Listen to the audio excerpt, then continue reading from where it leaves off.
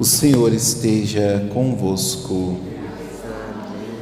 Proclamação do Evangelho de Jesus Cristo, segundo Marcos. Depois de saciar os 5.000 homens, Jesus obrigou os discípulos a entrarem na barca e irem na frente para Betsaida, na outra margem, enquanto ele despedia a multidão. Logo depois de se despedir deles, subiu ao monte para rezar. Ao anoitecer, a barca estava no meio do mar e Jesus sozinho em terra. Ele viu os discípulos cansados de remar, porque o vento era contrário. Então, pelas 3 da madrugada, Jesus foi até eles andando sobre as águas e queria passar na frente deles. Quando os discípulos o viram andando sobre o mar, pensaram que era um fantasma e começaram a gritar. Com efeito, todos o tinham visto e ficaram assustados, mas Jesus logo falou: coragem, sou eu, não tenhas medo. Então subiu com eles na barca e o vento cessou. Mas os discípulos ficaram ainda mais espantados, porque não tinham compreendido nada a respeito dos pães. O coração deles estava endurecido. Palavra da salvação. Amados irmãos e irmãs, de ver a primeira leitura e se tomarmos o exercício de escutar a palavra, o que significa escutar? É a gente ler e ouvir aquilo que leu. Se nós escutarmos aquilo que nós ouvimos, ou seja, escutar aquilo que ouvimos. Interessante, né? A gente escuta tudo, mas às vezes a gente não ouve, né? Porque vem do radical obediere, ouvir, obedecer. Se nós ouvirmos a palavra de Deus e nós aplicamos na nossa vida e vivemos os sacramentos, foram esses os exercícios que Dom Adair, hoje, no seu programa da manhã, ele propôs ao lermos e meditarmos esta palavra que nós acabamos de ouvir. Vimos, amados irmãos e irmãs, e vivemos este tempo da Epifania de pura misericórdia de Deus.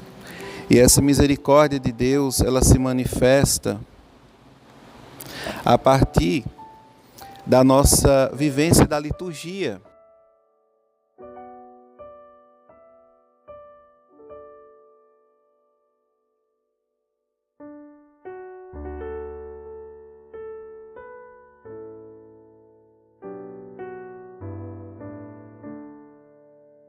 Com o tempo do Natal, o Verbo divino que se encarna, o Verbo que no princípio estava com Deus e era Deus e se tornou a luz dos homens, a luz dos homens.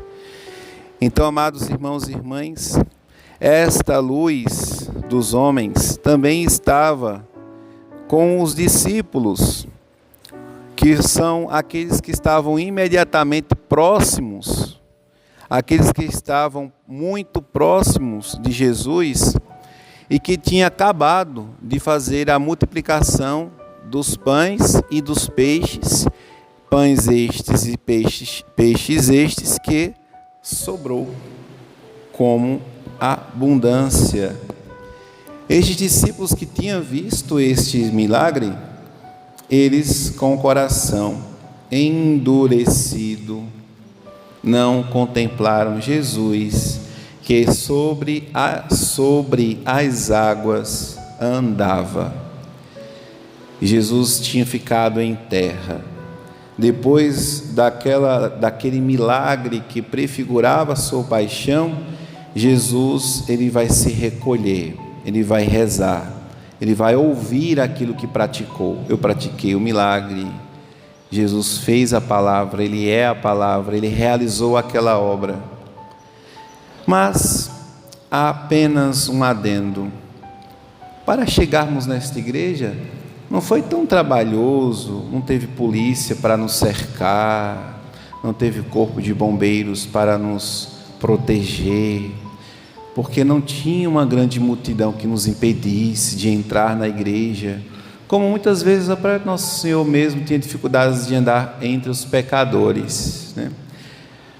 Mas existe uma multidão de seres espirituais que impedem as pessoas de comungar Nosso Senhor Jesus Cristo. Então, estes seres espirituais são os demônios, que impedem as pessoas de perseverar na escuta, na aplicação da palavra e na vivência dos sacramentos. Então, andamos numa montanha russa. Hoje a gente está na igreja, amanhã a gente está lá embaixo. Hoje nós estamos na igreja, amanhã estamos fora dela. De modo que a gente sempre pergunta: estamos na igreja, mas a igreja está em nós?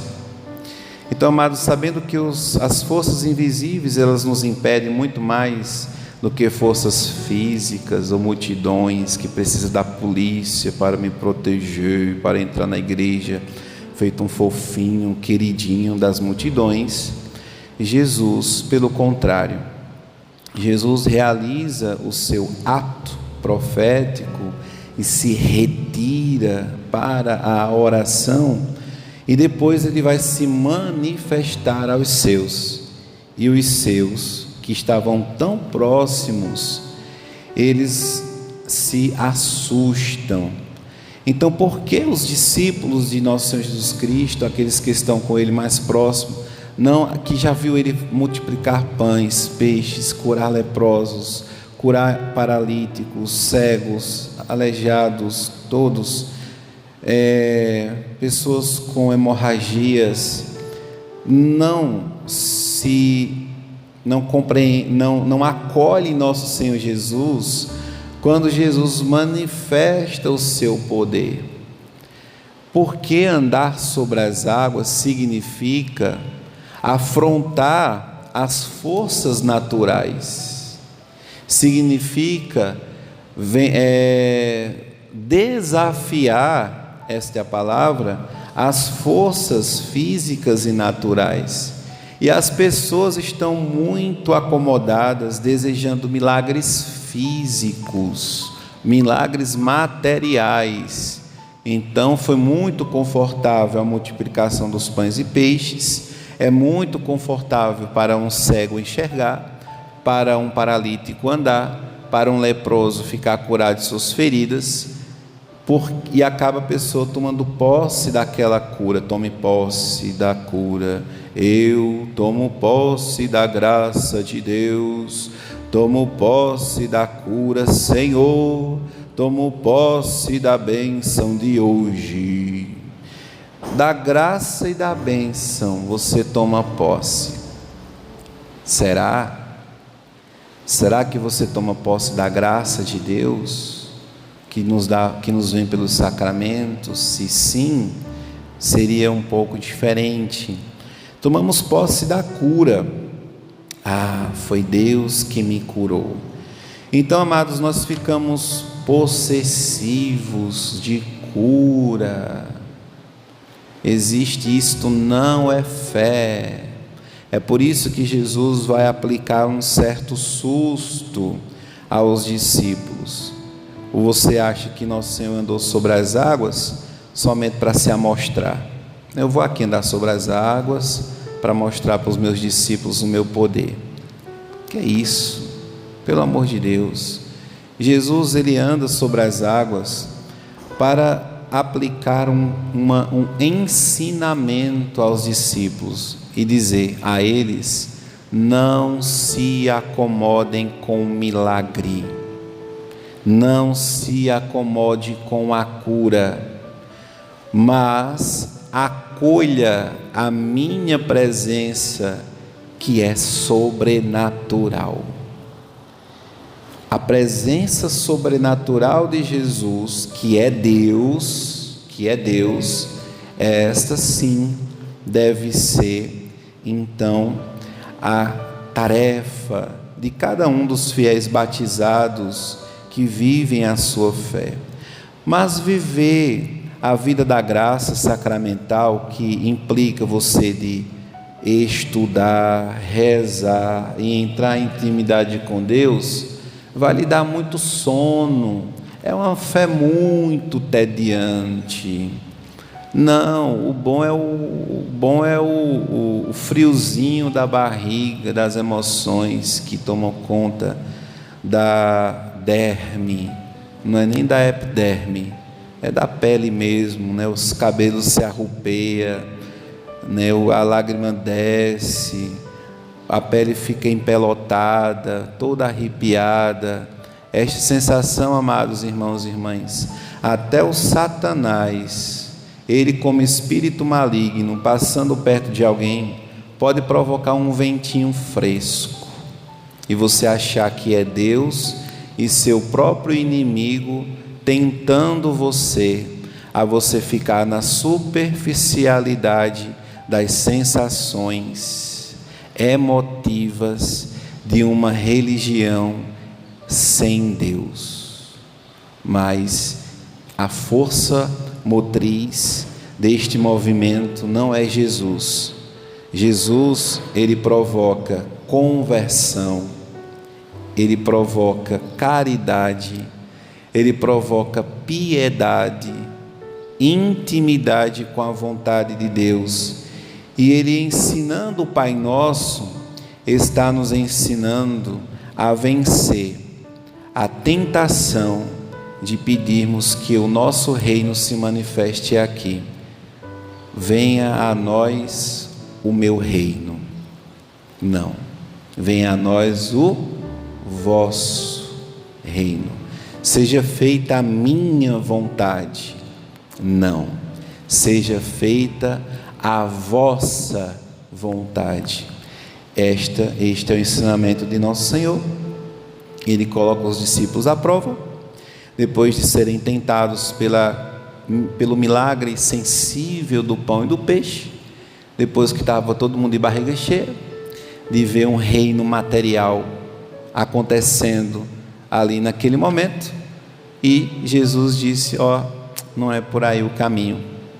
Isto aí a gente fez por causa, de fato, da fome do povo.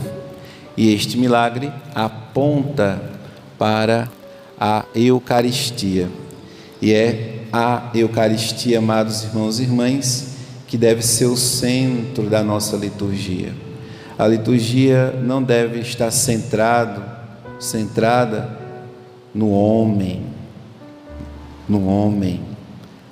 que quer aparecer, no homem que muda o missal, no homem que fica repetindo as palavras, porque vosso é o reino, o poder e a glória. O reino, o poder e a glória. Veja, o reino, o poder e a glória. Como se as pessoas fossem um bando de retardados e não estivessem entendendo o que o padre estava rezando. Mas tem que ficar interpolando cacoetes e modas dentro da missa, e praticamente a literatura revela que esta não é a igreja de Deus, de Cristo, e sim do diabo, aquela igreja que veio para fazer a vontade do homem. Nós recordamos aquilo que Jesus falou para Pedro, depois que Jesus anunciou a sua missão: eu vou para Jerusalém, eu vou morrer, eu vou ser perseguido antes, vou sofrer e vou morrer. E aí, o que foi que Pedro disse? Não, Senhor, que isto não te aconteça. E aí o que é que nosso Senhor fala para Pedro? Pedro, tu não tens os pensamentos de Deus, pensas como homem. Sai, vai para trás de mim, Satanás.